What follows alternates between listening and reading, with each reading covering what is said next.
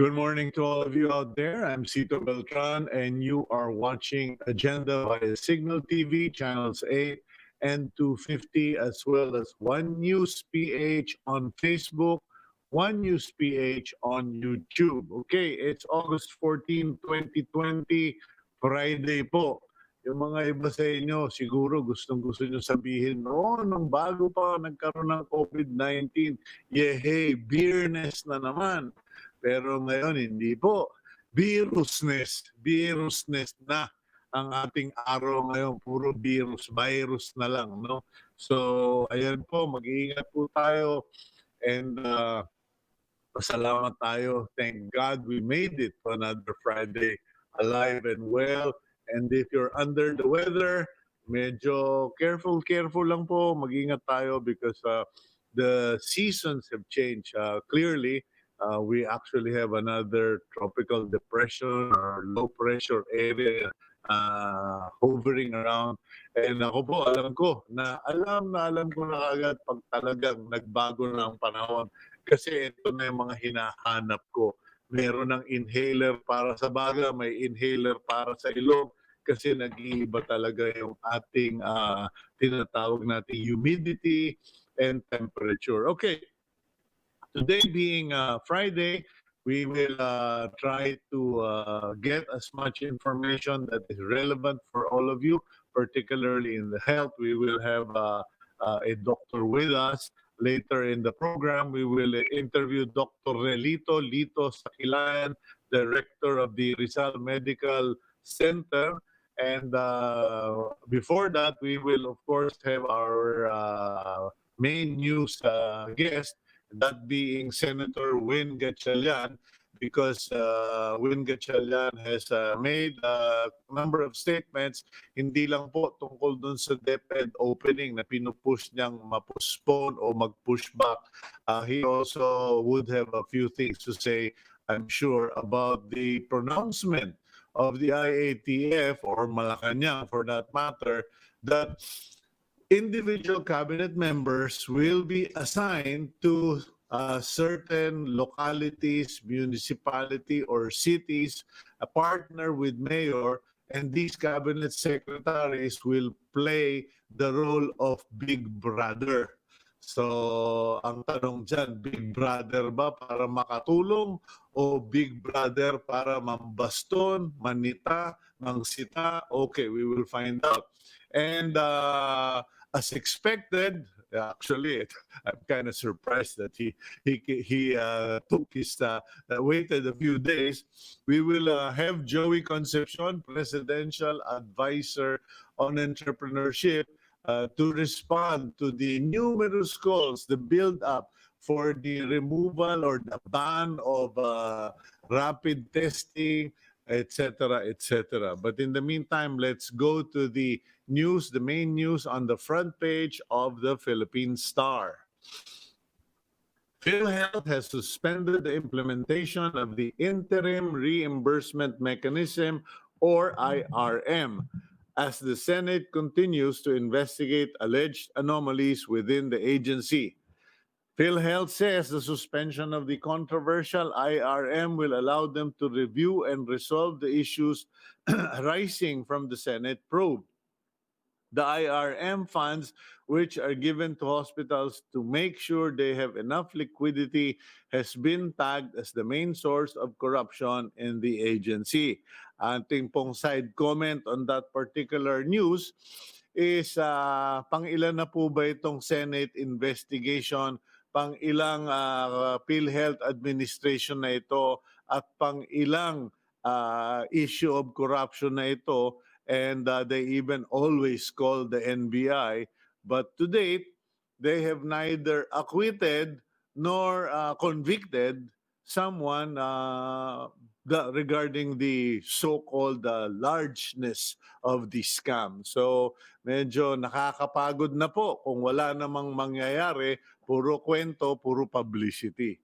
Anyway, next article. Palace reiterates the government is not inclined to extend the Modified Enhanced Community Quarantine, or MECQ, in Metro Manila and nearby provinces. That is, unless Congress allocates a budget to provide an emergency aid for vulnerable sectors. President Duterte has said before that he could not afford to impose lockdowns because the government no longer has funds to help displaced workers, period.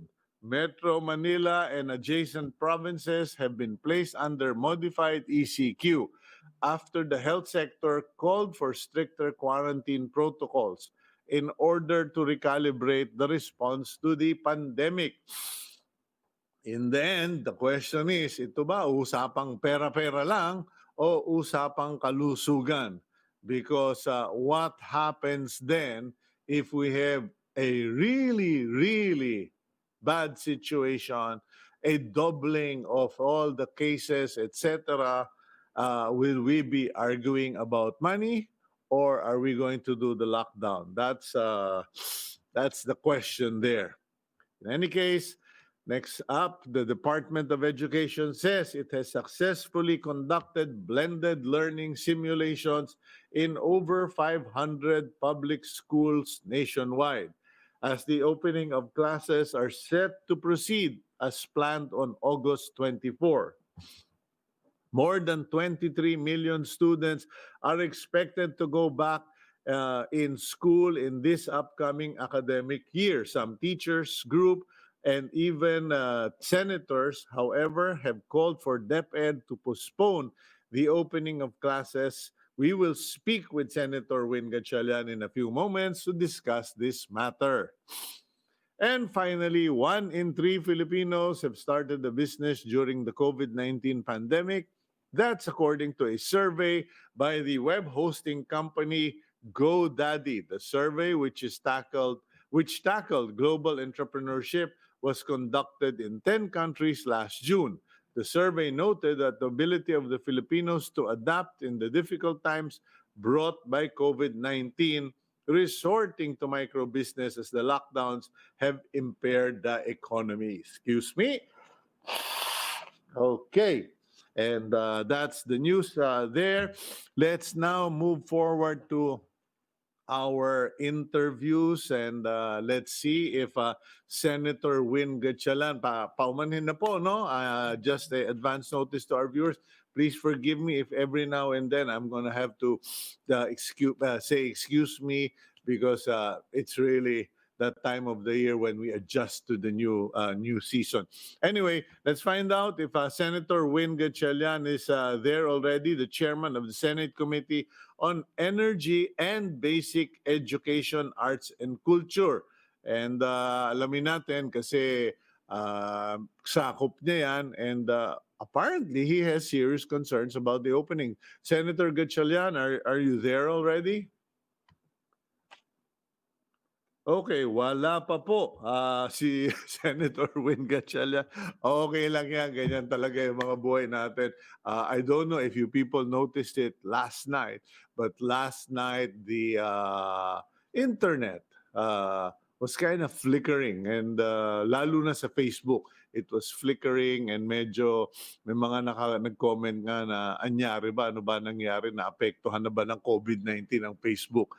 In any case, we will go for a quick break. We will just do technical adjustments. We'll be right back.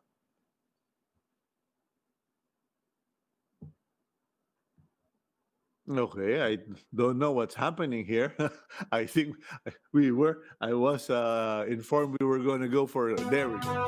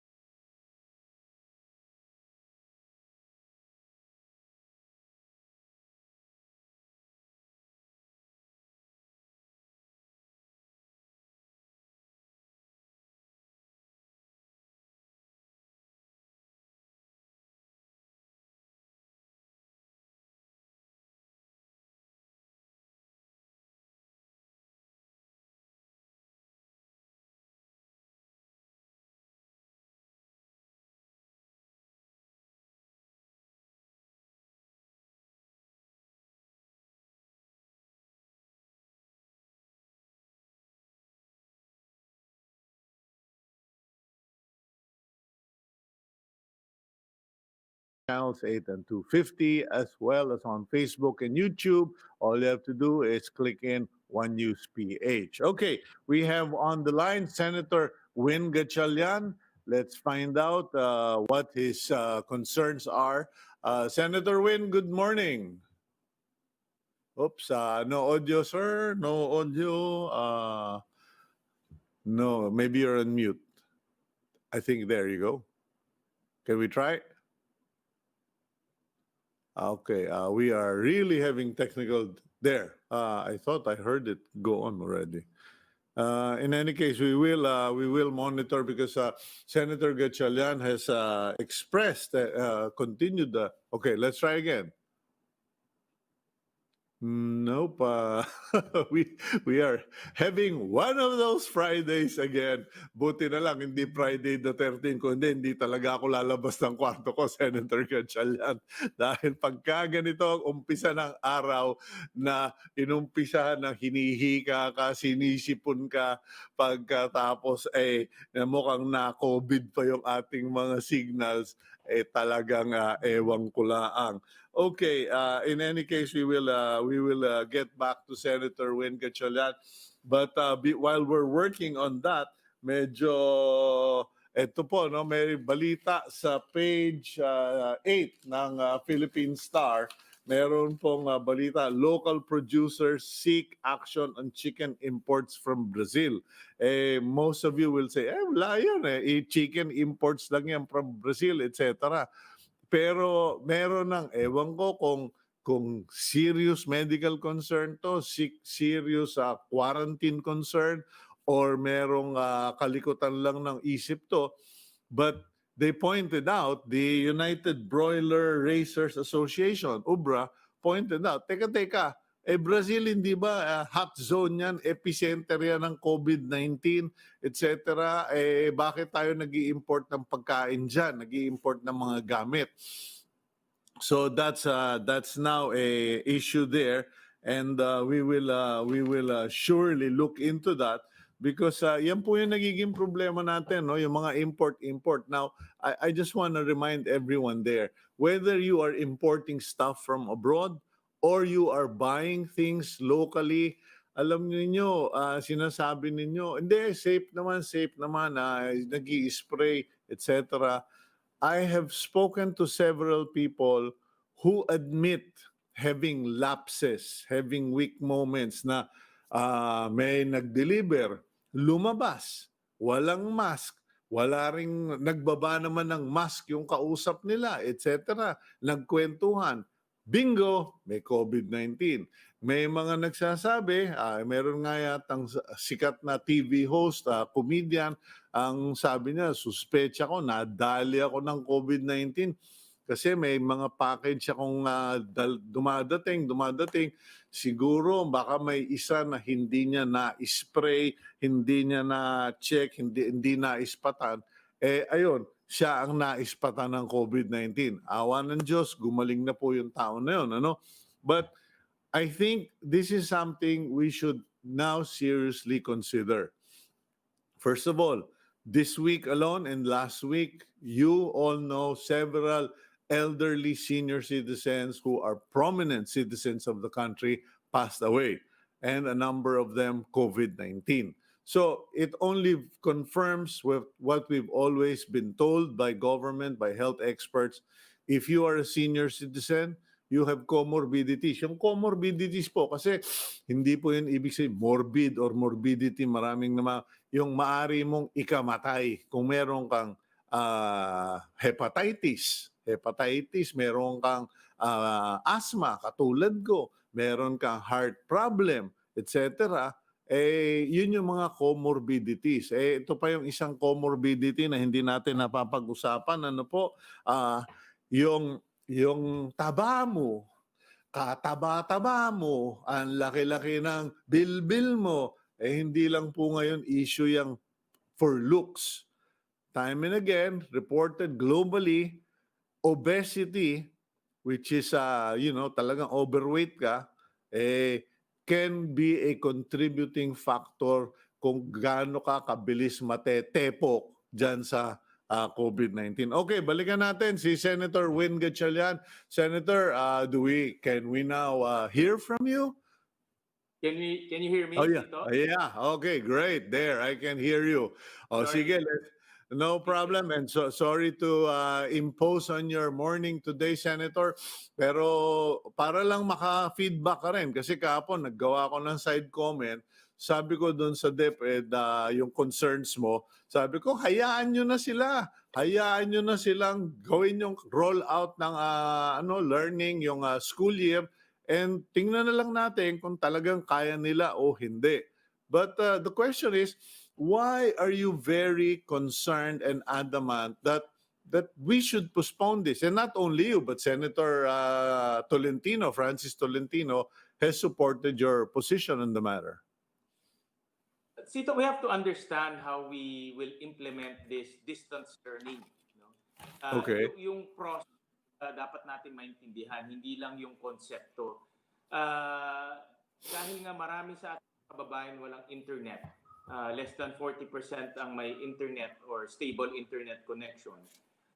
Karamihan sa ating mga kababayan gagamit ng self-learning modules. Ito yung nyo sa screen right now.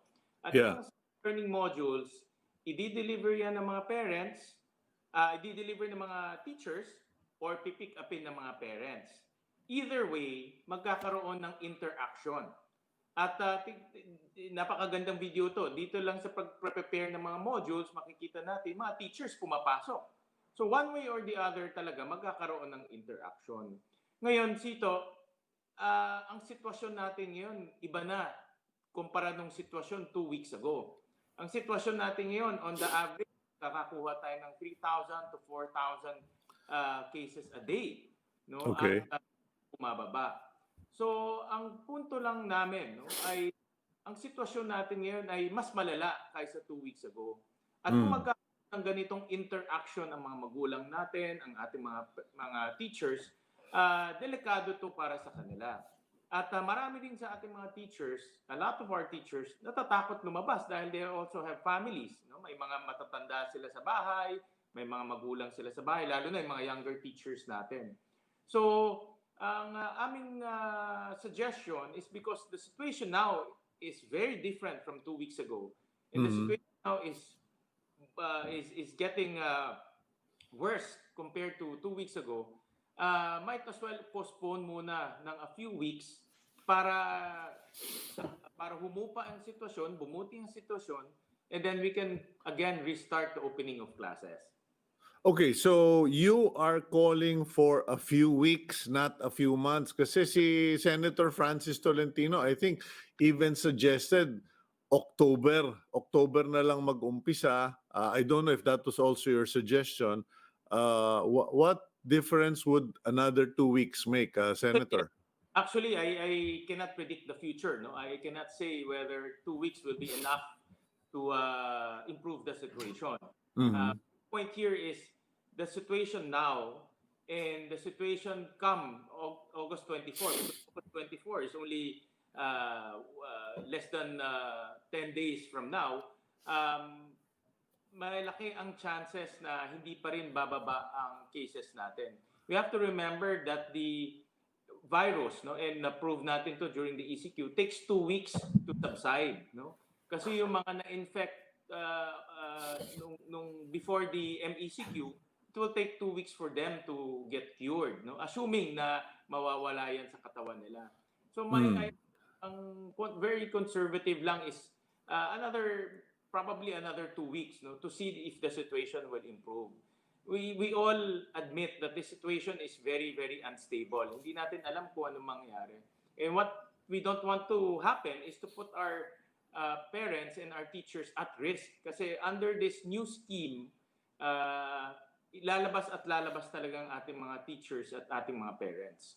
Okay, what is the position of the teachers that you have discussed this with? Kasi ikaw, senador ka, baka may mga magsabi dyan, nako, pumapapil lang yung mga politiko na yan, mga senador na yan. And we completely forget that you represent people and that people go to you. What have these people told you? Well, on my own interaction with them. Like dito sa Valenzuela, meron na kaming 25 teachers na infected. Hindi pa lumalabas to, Sito, ito yung mga teachers natin doing their daily routine na infect na sila, 25. And our cases here in Valenzuela, even though it's stabilized, no, we're still getting about 30 to 40 cases a day. No, mayroon na kami 1,300 active cases ngayon. So we don't want a scenario wherein teachers and parents will go out and interact and increase the risk of getting infected. So, Okay. yung mga teachers natin, natatakot talaga sila, lalo na yung mga young teachers kasi may parents silang senior citizen, may mga lola silang senior citizen. Natatakot sila na iuwi nila yung virus sa kanilang bahay. One of the arguments put forward is that itong mga bata mismo ang nagsasabi na kay Secretary Briones na gusto nilang mag-eskwela, gusto nilang mag-aral, yung iba gusto teacher, yung iba gusto magulang. But what has been discussed or ano ba na pag-aralan tungkol sa kalagayan ng mga bata? Kasi medyo, alam mo, napansin ko lang, Senator, dito sa Pilipinas, lahat tayo nagkwekwentuhan, nagdidiskurso, nag-argument, pero kumbaga walang science ba? Walang, o sige, pag-aralan natin ano ba yung global data, ano ba yung regional data, ano ba yung national data, ilang bata ang nagkasakit, ilan ang nahawa, etc. Sito, like I said, no, ako I am all for the continuance of learning. No? In fact, 2 weeks ago, bago mag-MECQ, sinusuportahan natin yung pagbubukas ng klase from August 24. Naniniwala ako na importante nag-aaral yung mga bata. Importante na natututo sila kahit nasa bahay. At nakita na inequality, no, na mangyayari sa atin kung hindi natin bubuksan ang eskwelahan. But ang situation 2 weeks ago and the situation now, ibang-iba na, Sito. Hindi naman natin kagustuhan na lumala ang sitwasyon. No? In fact, ang in-expect ko nga, bumuti yung sitwasyon dahil may testing capability na tayo at may experience na. But the situation is becoming worse. So, my point of the matter here is we have to be sensitive, no, to the risk that may happen or that may arise in the execution of the learning continuity plan. Ito yung tinatawag nating distance learning. At to be honest, Sito, pagdating sa bata, very emotional ang mga parents. No? Kahit anong science ipakita natin, sabihin natin, hindi, itong mga 12 years old, gagaling yan, hindi mamamatay yan. Yung mga namamatay na bata, only less than 0.5% of the total na may infect. Mga ano yan it's a very sentimental issue, no? And it's a very emotional issue for our parents, no? So, ang importante ngayon is to be sensitive to the sentiments of our parents because anak nila yung malalagay at risk. At ang delikado rin dito, ang kinakatakutan, marami sa mga nakakausap ko, baka mauwi nila yung virus sa kanilang mga tahanan. Okay. Ang matanong ko lang, no, medyo ayoko maging intrigero. I don't want to, cause any division here. But if push comes to shove, paano pag nagbanggaan na yung dalawang opinion? Do you as a senator have the power to stop them or will you go to the Supreme Court to put a stop or postponement? Kasi siyempre dyan na magkakaalaman or will you just step back and say, sige, bahala kayo, manood na lang kami. Kung may matamaan dyan, bahala kayo.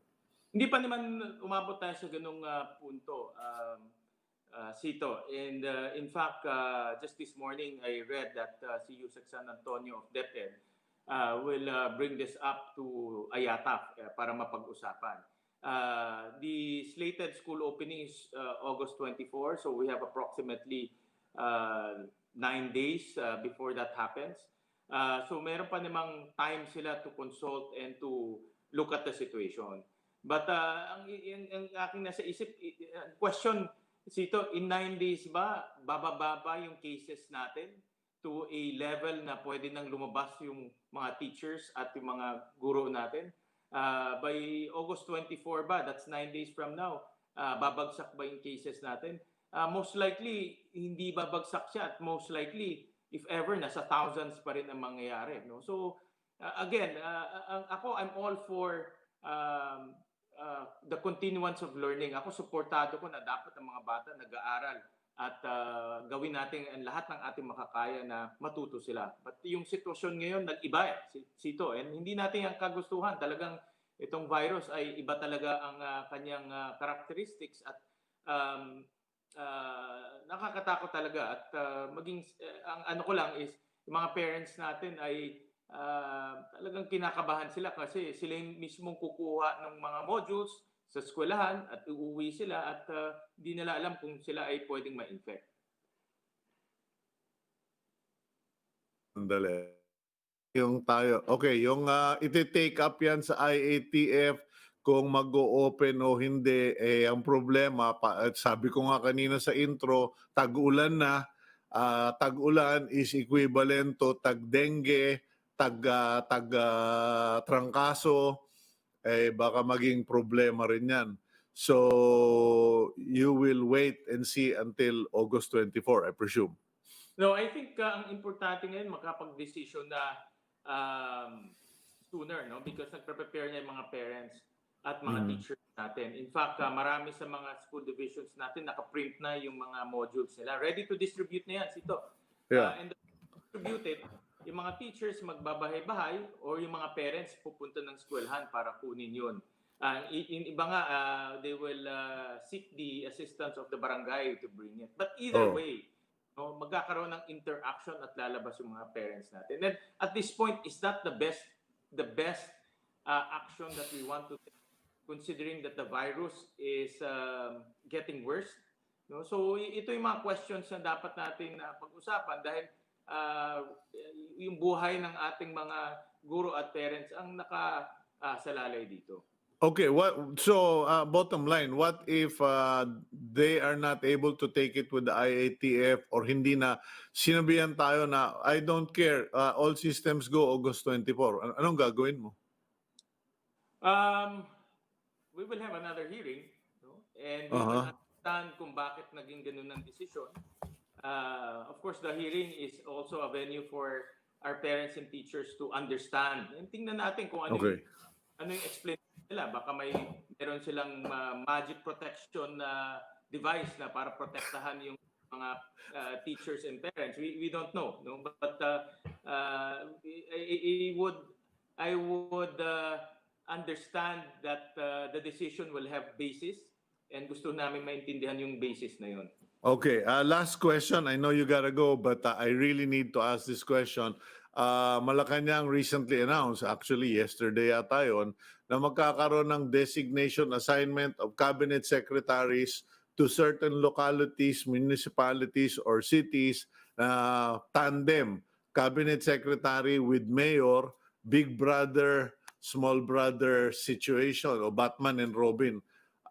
Anong tingin mo sa ganito, Senator Gatchalian? Kasi parang yung iba sabi, kailangan pa ba? Baka makakagulo lang kasi merong mga big shot na tumatawag, looking over their shoulder. What is your response to that? Sito, I talked to Mayor Rex, my brother, almost on a hourly basis, no, tungkol dito sa issue na ito. At I would rather prefer and advise na dumiretso na lang yung mga mayors, total 17 lang naman to, kay General Galvez, no? And hold a regular interaction with General Galvez because si General Galvez ang chief implementer ng anti-COVID strategy natin. And in fairness kay General Galvez, pag tinext mo siya at humingi ka ng tulong, mabilis yung kanyang reply. Mas efficient yung ganun dahil dumiretso na lang yung mga mayors natin kay General Galvez, who's the chief implementer. We have to remember na ang laban ngayon sa COVID is localized na. We're empowering the mayors to move and to enforce quarantine, to conduct testing, to conduct tracing and treatment. And ang importante, capacitated sila as fast as possible dahil mabilis ang pagkalat ng virus. So in other words, time element here is very important. And ang pinakamaganda dito, diretso nila sila kay General Galvez kung anong kailangan nila, anong suporta para maibaba ka agad. Okay, well, thank you for that input kasi yung iba ang concern, nako mapopolitika na naman itong COVID-19 na ito, nagtatandem sa local government para maging popular yung ilang taong may balak tumakbo na senador in the future. Yung iba naman ay ang worry, baka maubos yung cabinet secretaries kasi kakaikot, mahawa-hawa pa sila.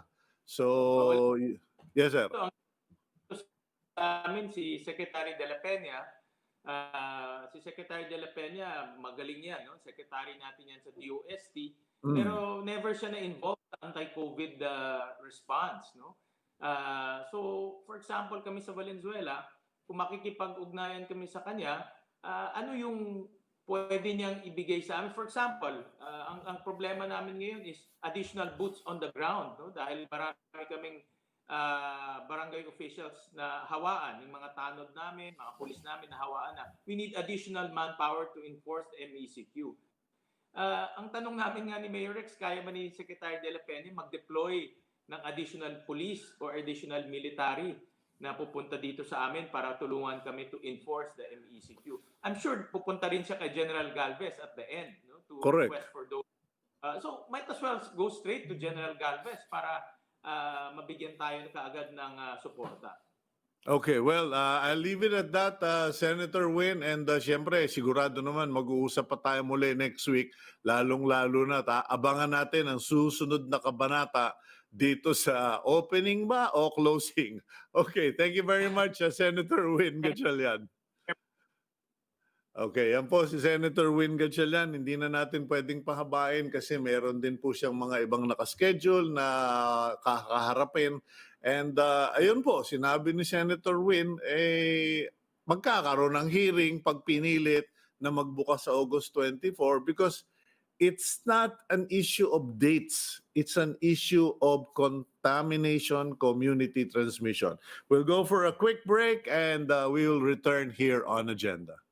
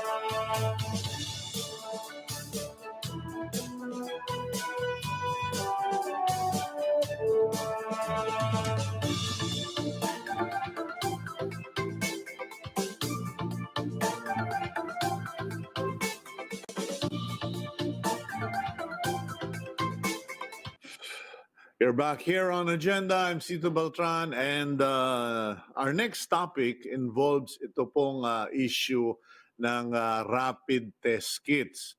And para tayong nababagoong sa patentero, hindi ka makalabas, hindi ka makapasok because we seem to just keep going around in circles regarding issues during COVID-19. One of them is whether or not rapid test kits are good.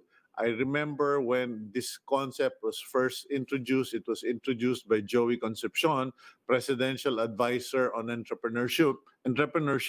And if I recall, he made this move because the tests, the RT-PCR tests were barely available and very expensive. So ngayon may mga move ang mga doktor na i-ban na not to use rapid test kits for diagnosis or to determine kung merong COVID o wala.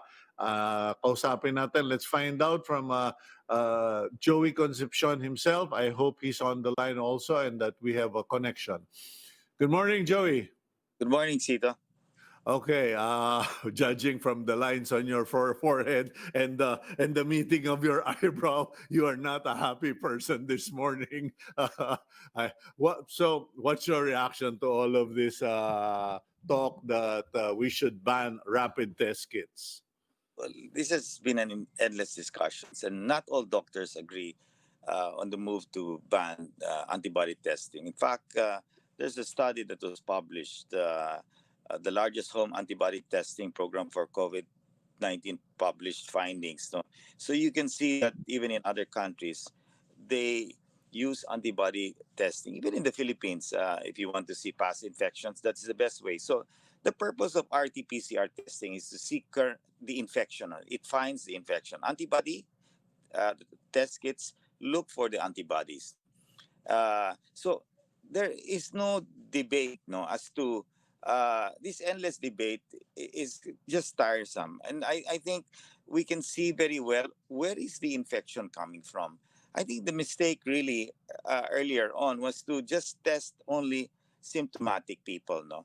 And now we can see very clearly that bulk of the cases are coming from asymptomatic people. The people that you don't see any sign of the disease are the spreaders actually. And the private sector at that time on March 15 onward, when we started to bring the rapid test kits or the antibody test kits, that was the only thing then. The antigen tests were not yet available by then. Antigen is a new, very good rapid. It's also rapid, but it is swab-based. It is through the throat or the nose. So that is something that just came out recently. So innovations on testing are happening as we speak. And pretty soon you'll have it in the antigen is actually in 15 minutes you get the results. How close is it to the PCR? Pretty close, So what I'm trying to say is that we have a problem to solve. The key to winning the war is to create visibility. And I've always said this. If we don't create visibility, how do we know who to isolate among our workers? Yes, okay, there may be false negatives. Even in the antigen, there's false negatives. So, but in the end, it's better to have some visibility than no visibility at all. So even with those who are negative in an operation, in a factory, we don't treat the negatives as they pass on. Because, for example, even if you take a PCR test today and you ride the bus tomorrow to work, you can get the disease again, or you can get infected. So basically, frequent testing is to me very important. It's not testing your employees once a month, especially those in the essential sector. So really, if you look at it, all forms of testing should be used, whether it's antibody testing. And now on Monday, we have a press con to launch the pooled PCR. So Philippine Society of Pathology, PCMC, will be coming out with the research findings on Monday. We've invited you guys to attend. So this is the start that we will now see what how many pools can we use? No? Are we going to be able to use 5 people to a test kit, 10 people to a test kit? No, it will be able to speed up the testing. It will be able to increase the capacity, and the prices of RT-PCR will also go down. So that is how I view the whole spectrum of testing. No, testing creates visibility, basically, and let's just use whatever the company feels is right. Their own strategies. We have our own war strategies in our own corporation. No?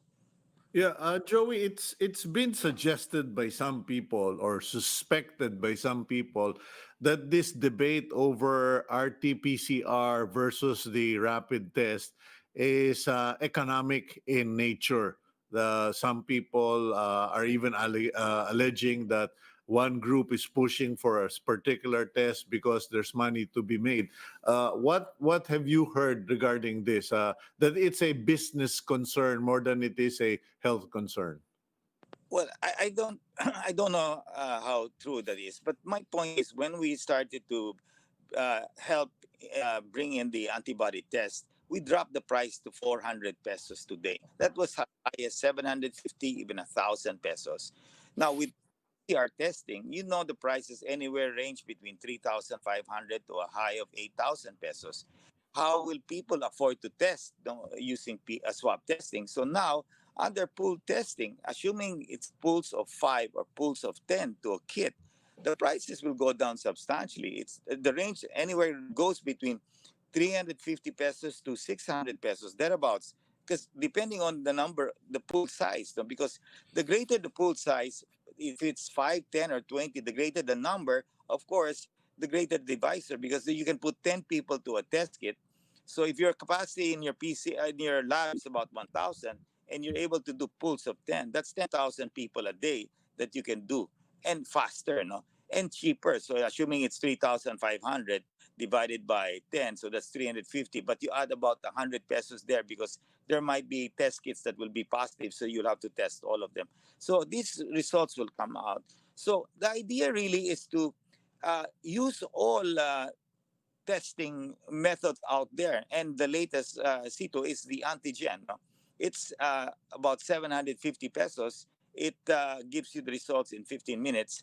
And it has the same principles as the PCR. No, it's a swab based, unlike the antibody is blood based. No? So, uh, but all of this PCR, antigen, and antibody test kits, I think, used properly, will help enable us to create greater visibility, isolate those infected, and treat them. So this is the ongoing war that we are faced with. So the debate of what is good and what is not good should stop. No? Let's just use whatever we feel it will work for our respective LGO or company. No? And as a CEO of our corporation in RFM, our testing method is every 14 days.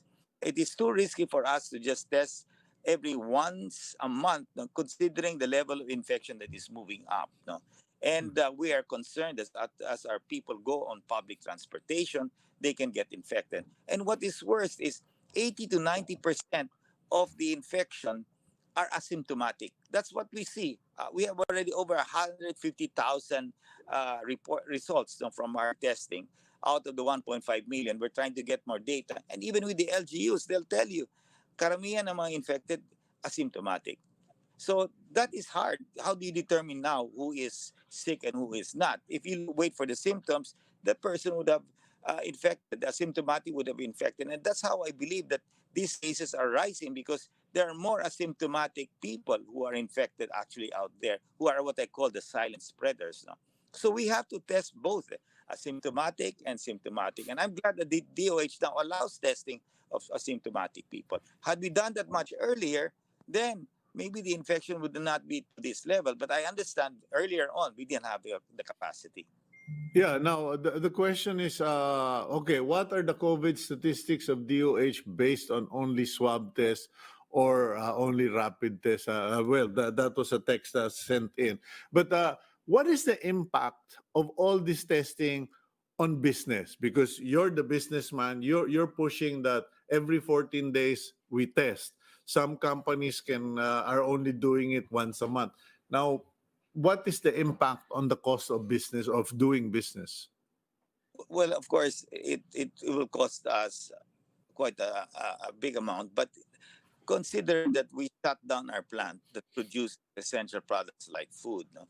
And as we enter August, which is the start of the peak months towards Christmas, we cannot stop our operations. We run basically 24 hours a day, 7 days a week, no? And most food corporations and other corporations in the essential sector will ramp up starting August. People will start bringing more workers because I believe that, this Christmas we will have to make it one of the best Christmas because people are, losing hope. They're sad. So we have to make people happy. And Christmas is a time when families get together. So we can't run out of food. And imagine if you shut down your operation because you have an infection, an uncontrolled infection, then that's worse. No? You will lose more money that way. So testing allows us greater visibility. And in our experience, Sito, many companies are doing either rapid PCR and eventually pool PCR. Certain companies are starting to look at antigen, no?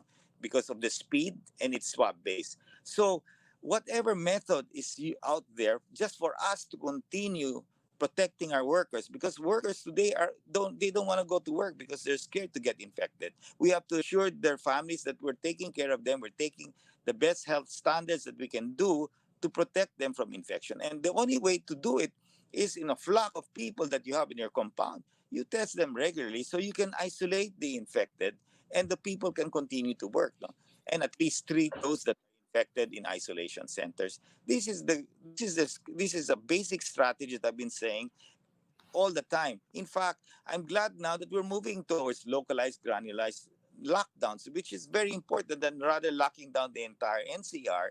It's just not going to work. People are going to lose their jobs, their livelihoods, and eventually their lives because they will not have enough money to be able to buy the necessary food to keep up their immunity to good nutrition and plus medicines. No, it's not only people that will die of COVID; they can die of anything. High blood, heart attack, all of this stuff. I mean, so the economy must run. And for us to run the economy, we have to create visibility as to where the infection and localized lockdown has to be data driven, Sito. That's what we've seen.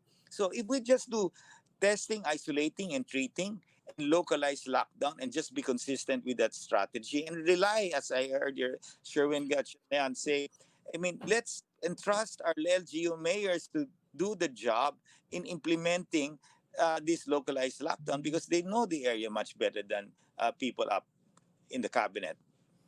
Yeah, what about this suggestion that cabinet secretaries or cabinet members be assigned to local officials? I mean, you are on both. You walk both worlds, and people don't know what to make of it. Parang saan ang galing yung idea na yan? Baka makagulo lang sila. How do you evaluate that? Well, sometimes in the private sector, we have a matrix organization. So Secretary Galvez is the head of the implementation. And sometimes we assign a private sector, one of our CEOs, to focus on areas of key areas of importance and attention. So that maybe could be their thinking. But I agree that Secretary Galvez is the chief implementer. Why not go straight to him? No?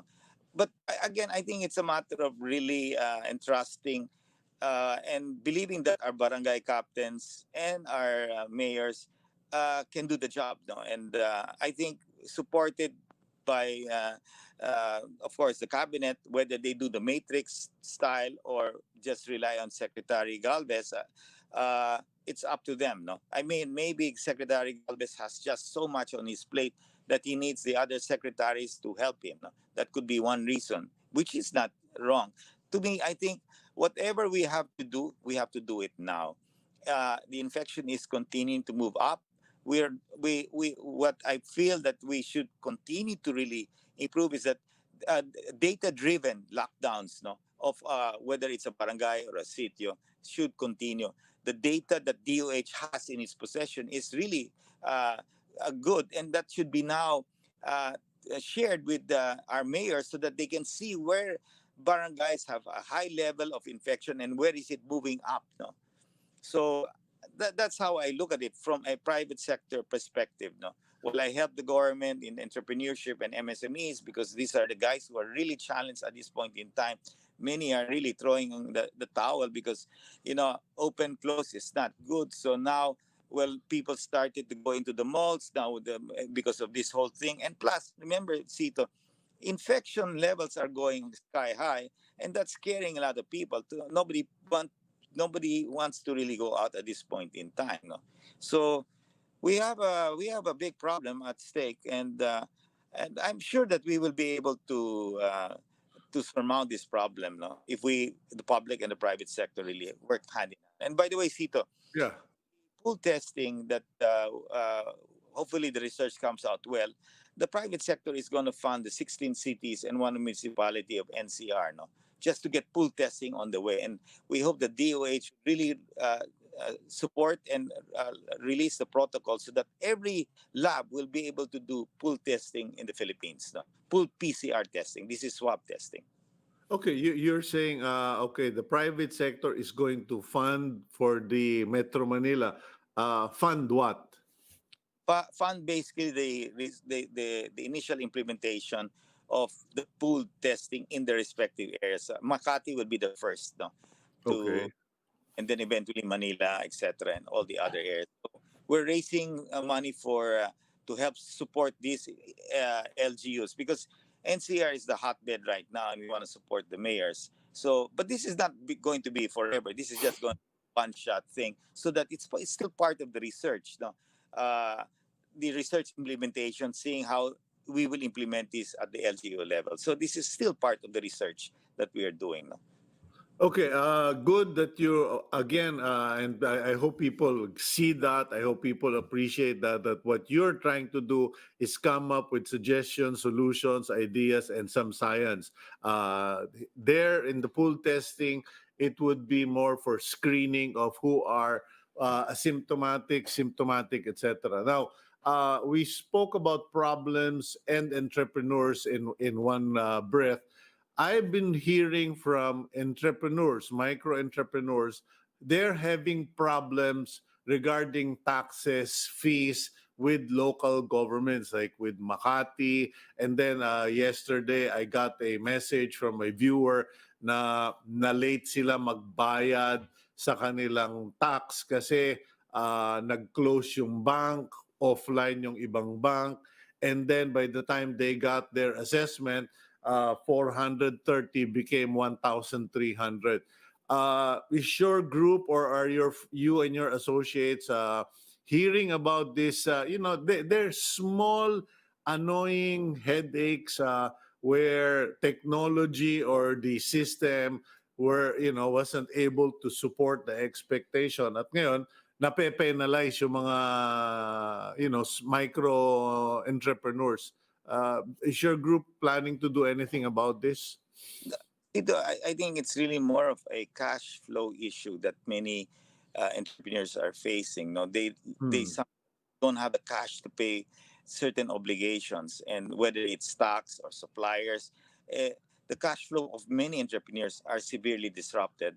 Many of the banks are trying to help the MSMEs, no, and the MFIs as well, no. But then again, we're waiting for the stimulus package that can pump more money into the banks and MFIs that lend directly. So Secretary Mon Lopez has his own program with the 3Ps. There he's asking more money so that he can fund the MFIs and the thrift banks. I mean, all of these people need more money because remember, many entrepreneurs lost. Except there are exceptions to this. No, sari-sari stores in food and agriculture, they're doing well. No, but the rest bad. So they have to recapitalize, whether they put more money of their own money or they borrow more money because they've lost money. So how do they fund the amount that they lost? They have to borrow again. So banks will now have to think, okay, will I lend this entrepreneur considering that he's not doing well? So the risk is there. No, so interest rates somehow haven't gone down because of the risk. But unless we pump more money into the system, these entrepreneurs will not be able to restart. And of course, their obligations, whether it's tax obligations or fees, they will not be able to pay them because they lost money. Yeah, Joey, I think the complaint that I've been getting consistently is they don't mind paying taxes. They actually were trying to pay taxes, but there were technical defects in the system, internet, etc., the banks, etc. Ang inaangal is, magdagbabayad naman na kami, wag na kaming patungan pa ng penalties. Perhaps you could take that up with the IATF or the president na, because there are two major concerns that keep coming up. There are people who don't have jobs, and their rental is an issue, and the other one is the penalties on top of obligations. So parang pwede bang magkaroon tayo ng moratorium on penalties para yung namang mga struggling can somehow make ends meet, because they're not saying not paying taxes, they're saying we'll pay tax, can you just please find a way that they stop slapping us with penalties.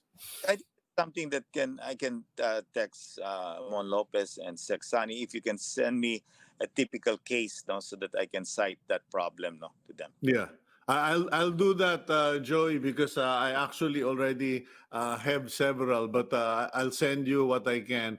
And I do hope we can resolve this because it's a recurring heartache of Filipinos na na-inspire natin. Na-inspire mo sa Go Negosyo, magtayo ng negosyo, nagbabayad sila ng taxes, kumikita, may empleyado, pagkatapos na delay lang dahil walang internet service, biglang may multa na.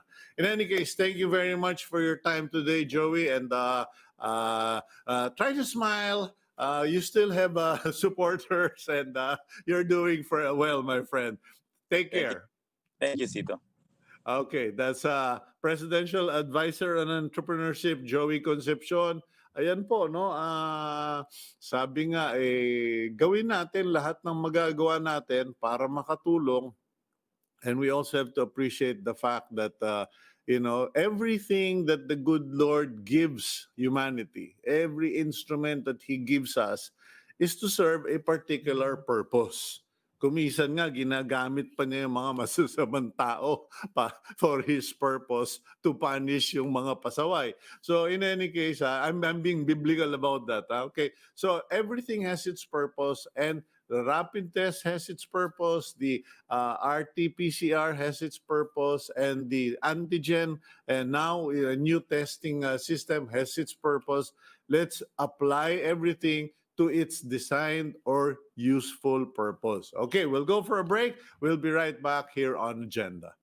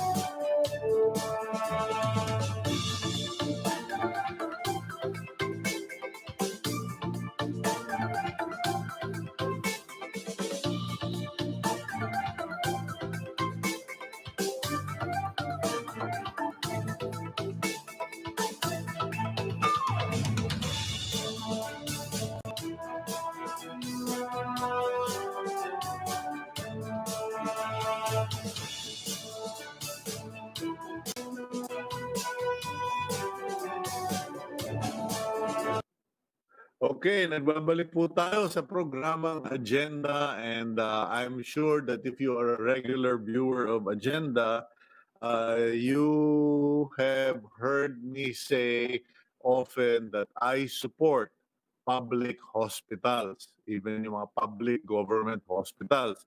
In fact, yung mga paborito ko po, Philippine Heart Center. Ang problema lang, pag ako nagpupunta sa Philippine Heart Center, nandoon si Dr. Ho at sasabihin, welcome home. O-opera na naman niya ako. Okay? Ang isa rin na sinusuportahan ko, the Philippine Children's Medical Center, and of course, last but not the least, the Rizal Medical Center. And when I say I support, it doesn't mean puro daldal po, no? O kaya kwento lang. Kasi yan pong mga hospital na yan, pinuntahan ko, pinaglagyan ko, o kaya kasama ko o kapamilya ko napunta na doon. Okay, so with the Philippine Children's Hospital, yung apu-apuhan ko, inalagaan dyan. With Rizal Medical Center, I mean, I go there regularly and I am one of their known supporters. And it is because I believe in the system. They have some of the best doctors in the country, if not in the world. Mga veterano po ang mga doktor dyan. And we should give recognition to this. Okay, today, kausapin natin yung direktor ng Rizal Medical Center, Doc Lito Sakilayan. At yan, nandiyan na siya. Doc, Director, good morning. Good morning, Sito, and to your televiewers. I'm so happy again to be with you in Actually, this agenda. Okay, actually may agenda kasi ako, Doc Lito, kanya kita pina-invite. Alam mo naman, maraming mga issues right now, pero ang pinaka-importante sigurong kailangan malaman ng tao ay marunong akong kumanta. At ang kakantahin ko, Happy Birthday to you, Happy Birthday to you. Eh, alam ko, birthday mo, Doc. Eh. Yeah, Alam mo- tomorrow. But Oh, this will be hindi. my, yeah. Inuunahan ko na, Yes. no? Kasi masaya yung mga may birthday. Pero in your case, in this particular birthday, parang ang malungkot ay retirement mo na rin daw. Ilang taong ka na ba na nare-retire ka na?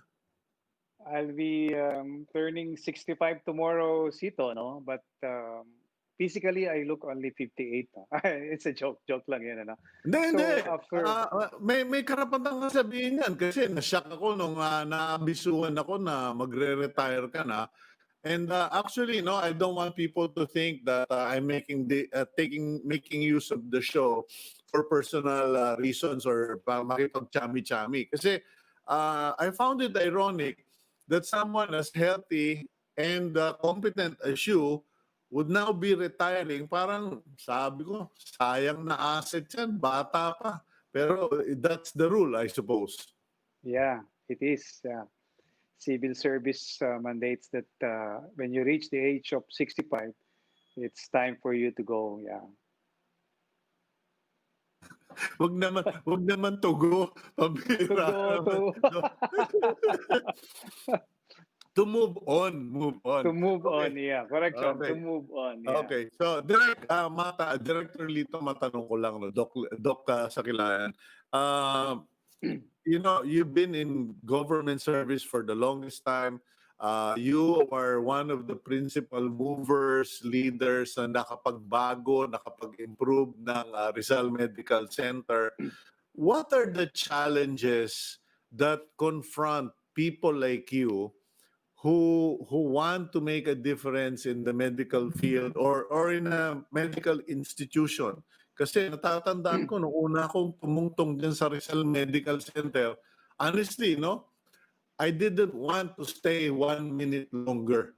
I just brought in an emergency case, and when I saw how squalid it was, how lack of equipment, dilim-dilim, ngayon, para akong pumapasok sa Manila Hotel pag pumupunta ako dyan eh. Ano yung mga nagiging challenge sa mga taong katulad mo? Well, when I took over Sito, no, as the medical director of Rizal Medical Center way back 2008, no, tama ka, no, there were so many challenges, no. Yung facilities are really in bad shape, at even our resources, ano, yung mga drugs and medicines, our what do you call these supplies we're lacking, you know. I was just so lucky, no, to be in the right place and right time during the time. So I think I just instituted, you know, innovative practices, and I talk to people. I need to link with other what do you call this, with politicians and other NGOs, and also media like you who supported us. And I think I was able to inspire, no, yung pong aming mga staff, especially, you're right, you know, we have the most competent, you know, mga staff. I invest also in recruiting them.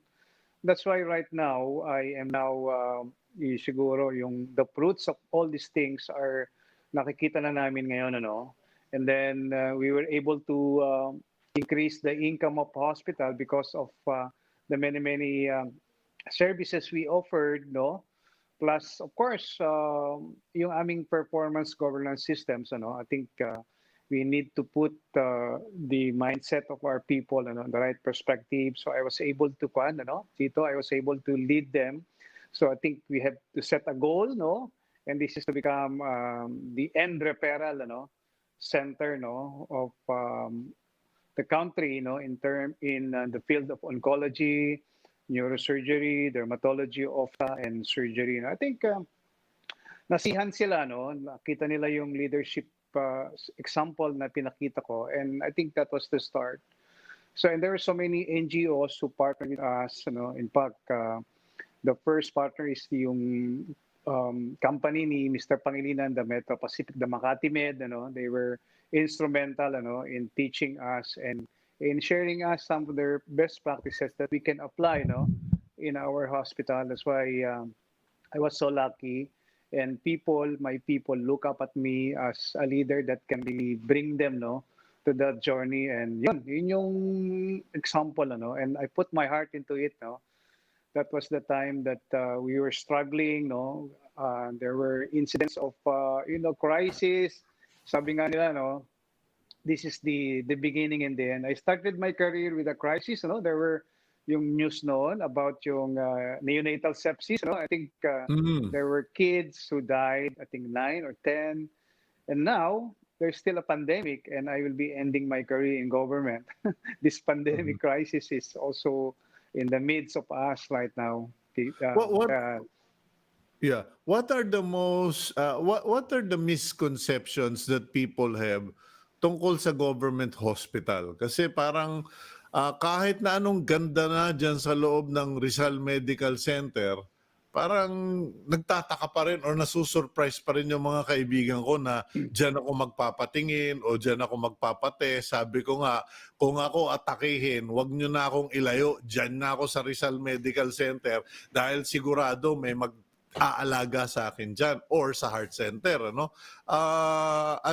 Ano yung mga misconception na dapat baguhin ng mga viewers natin about government hospitals?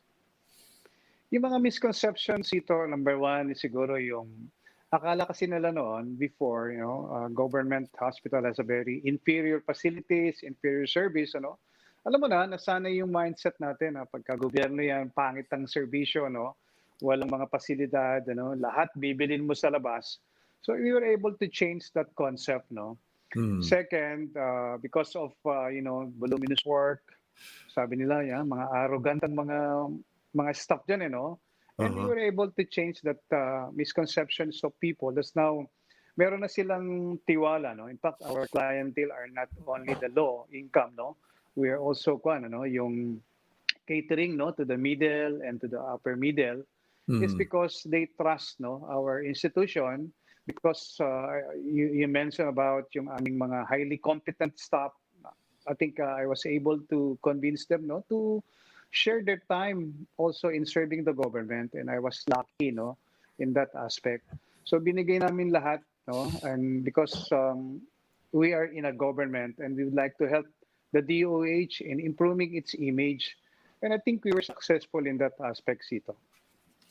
Okay, ang tatanong ko lang, yung bang kasi hindi alam ng mga tao na napakaganda ng mga facilities ninyo diyan.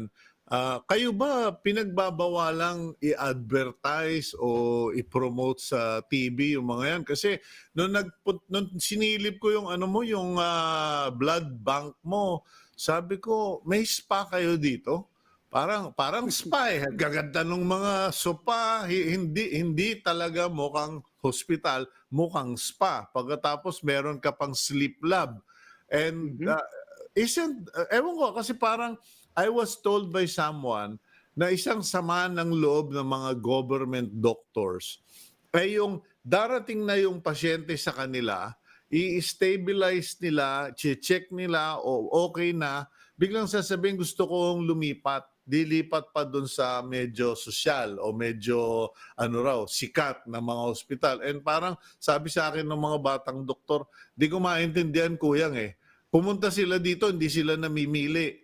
Nung naayos na namin, biglang gusto nang mamili ng pupuntahan. Hindi ba kayo ba pinagbabawalang pakita yung mga magaganda yung mga facility at mga kwarto ninyo dyan? No. In fact, we are really advertising our hospitals. Maybe this is the weak spot ng mga government hospital, especially coming general hospital. Kulang kami sa media exposure, but we are advocating also some of yung mga important. Kasi right now we open our cath lab, yung catheterization lab namin, and parang hindi masyadong alam. Pakitagalog nga yun kasi hindi ko nga ma-pronounce Yung cath lab, we use it for the heart and we use it for the brain. Ito yung parang ginagamit natin sa mga angioplasty and other endovascular, yung mga surgery na pinapadaan mo doon sa ugat, na hindi na kailangang ibiyakin, let's say utak, I think we can use that machine, yung aming mga endovascular surgery for the brain, yung mga coiling na gagawa na namin dito. Dati kasi noon, wala. Ikakraniotomy ka, bubuksan itong yung skull. But now, there are modern, what do you call this, steps, model procedures that we can do, less invasive procedures. So, ang dami na namin ngayong mga magagandang mga pasilidad. At saka ako, I really thank you for advertising, yung Rizal and yung ating partnership, you were there, no? Tama, sabi mo, hindi ka lang lip service because you were really spousing, no? And talagang tinutulungan mo kami to advertise yung aming hospital. And we really, Eh, uh, na-impress nga ako nung ini-ECG ba ako nun o hindi ko na malaman sa dami ng pinagagawa ko sa katawan ko eh. ECG ba yun o yung ini-scan na 2D echo, yeah, oh, 2D 2D echo. echo. Eh, ano eh, parang bilang ka 1 to 10. Ha? 1 to 10, tapos na. Sobrang bilis, napaka-cheerful ng tao, napaka-professional. So, and then me, my wife, my daughter had our rapid tests done in the hospital. So, talagang maganda naman yung mga facilities ninyo. Now, matanong kita, what does a guy who's helped build up a hospital like that. I mean, paano yung transition na yan? Kasi, okay, retirement ka na. Tomorrow, you're officially on your retirement stage. And I'm sure you're happy. I'm sure you're sad. But how does that affect leadership? Hindi ba nadi-disrupt ang sistema, yung mga ginawa ninyong lahat dyan with you going into retirement? Actually, yung succession planning, I've started it, I think, 2 or 3 years ago because I would like to start it because this cannot be an overnight thing, di ba, Sito, no? That's why I was surrounded, no, by young leaders. I think, most of them, sina Dr. Mike Sarte, sina Dr. Dante, they're good, they're young. That's why I already exposed them in terms of how do we continue our development plan, our long-term development plan. So they are on board.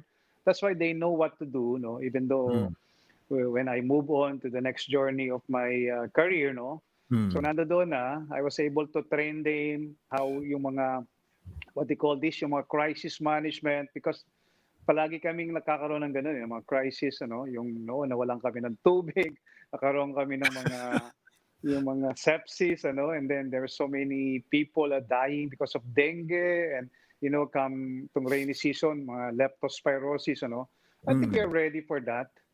And I taught them how to really continue the legacy, and ang importante, nag-sink in na yun sa utak nila, and I think I have so many competent, yung mga doctors, under me. They are still in the 40s and 50s. I think they will be a good asset, to continue what I've started, I think I did a lot for the transformation of hospital, and they were able to appreciate all the things that I did, And sabi ko sa kanila, i-continue nila lang because people are really expecting the best service, Even though we are working in a government, it doesn't mean that the quality of service that we will be giving them is inferior, Because we have to show to them that Rizal Medical Center is a center of excellence that caters yung mga world-class service to our clientele.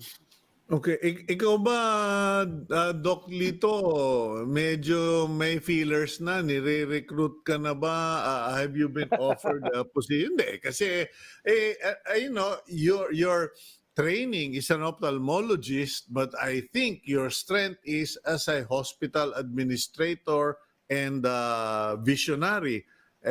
Sayang naman kung magtatanim ka lang ng pechay. Ako na mismo ang kokontra doon. Yeah, just to let you know, there are already may mga pillars na ako, but I'm still thinking it over, Hopefully, I will be having a good discernment on what will be good for me because right now, my first priority now is to spend more time with the family because I've been missing them. I worked in this institution for 35 long years, half of my life.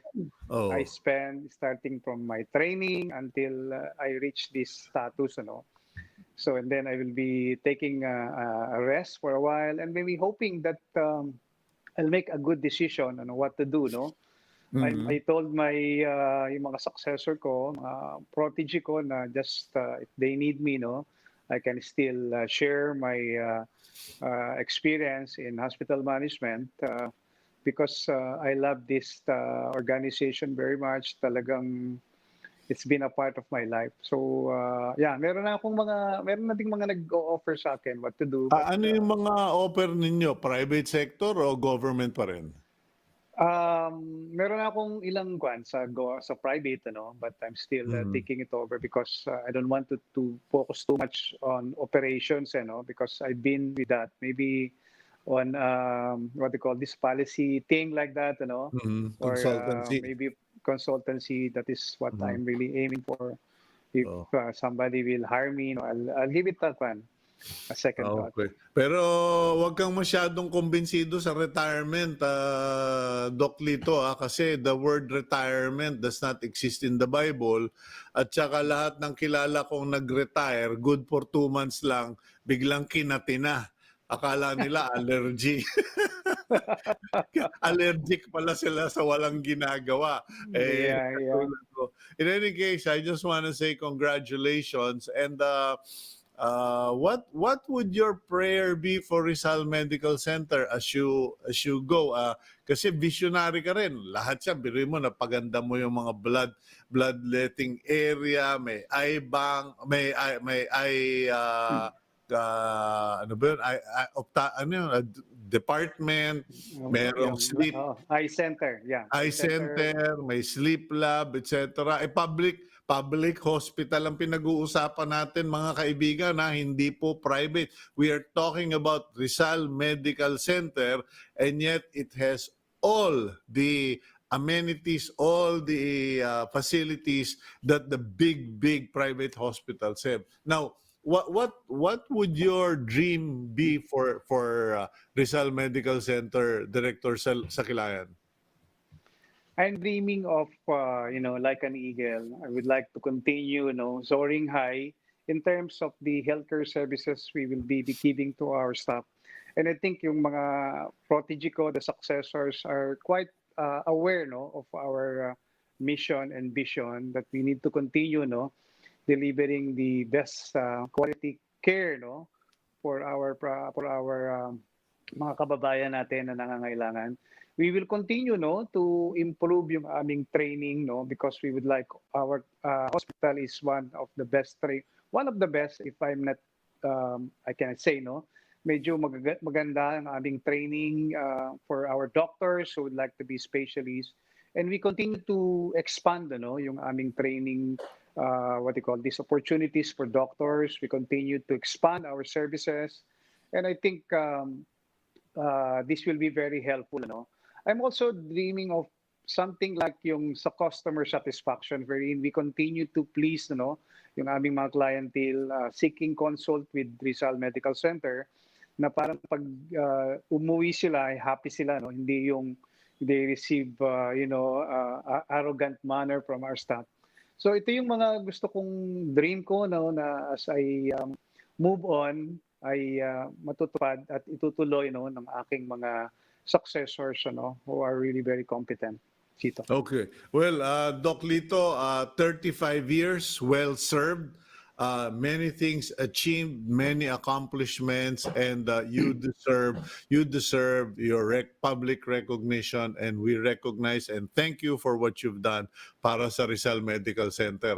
Hayaan mo, I'm sure we will be seeing each other when all of this COVID thing is done. And please take care, Tandaan mo, porque survivor ka na, COVID survivor ka, does not mean na immune ka. You know that as a doctor. Thank you very much, Dr. Lito.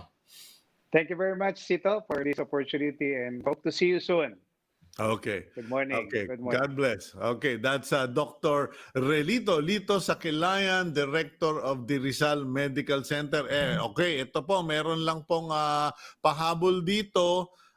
Rizal Medical Center, dito po yan sa Pasig Boulevard. Galing kayo ng show, pagkaanan ninyo, Pasig Boulevard na yung pababa ng C5. Announces the need of type A, yung kailangan yung blood, yung dugo, type A, convalescent plasma. So kung kayo po ay na-COVID na, survivor na kayo kamakailan, at ang dugo ninyo ay type A, parang awa nyo na po sa ikabubuti ng ibang tao, mag-donate po kayo ng convalescent plasma. For more information, call Rizal Medical Blood Bank 0921. Inuulit ko, 0921 591 5547. At magugugol naman ninyo, Rizal Medical Center Blood Bank. Tapos makaka-connect na kayo sa kanila. Kasi alam nyo po, medyo patuloy po ang mga cases ng COVID at siyempre yung mga sabi nila yung convalescent blood plasma ay nakakatulong. Kumbaga booster. Kung hinang-hina na, bagsak na yung resistensya o immunity ng isang tao, pag kinargahan ng convalescent blood plasma, nagkakaroon ng second round, second win. Okay? So yun po ang importante dyan. Now, yun na po yung ating programa today. And I just want to remind everybody as we go into the weekend, please lang, mag-ingat po tayo. Kung may chance kayo, pakibasa lang po yung aking column sa Philippine Star. Please read my column in the Philippine Star. It's all about leaders, bosses, managers, business owners na mura ng mura. Ako po ay mangungumpisal sa inyo, noong mga nakaraang panahon ko, and even to the recent past, kuminsan nadudulas pa rin yung napapamura. Pero may mga manager may mga bisor, may mga leader na miya na lang mura ng mura. Iba yung napapamura ng paminsan-minsan, tao . It's not an excuse, but at least let's be reasonable. Pero kung wala ka nang nakitang tama, wala ka nang nakitang maganda, if you are constantly critical, if you're constantly cursing people, you have to think about it. Kasi pag biglang napansin mo nang nagre-resign ng mga tao, umaalis ang mga tao, during COVID-19, magre-resign, medyo parang, teka, sila ba may problema or is it me they're talking about? That's what I wrote on my column in Philippine Star, and I hope you'll take time to read it, because people who live and manage and lead in that manner, they don't get respect.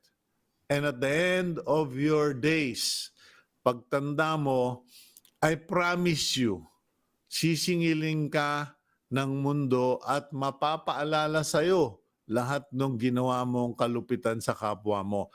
Let's not be mean, let's not be cruel, let's not be wicked, and let us keep our mouths as pure, or at least cuss-free, curse-free, kung pwede lang po. I'm Cito Beltran. That has been the week that was. Nadinig ko yan . Meron sikat na broadcaster. And that was the week that was. Okay. Please take care of yourselves. Please include me in your prayers. As you see, I have the sniffles. Take care. Have a good weekend. God bless all of you.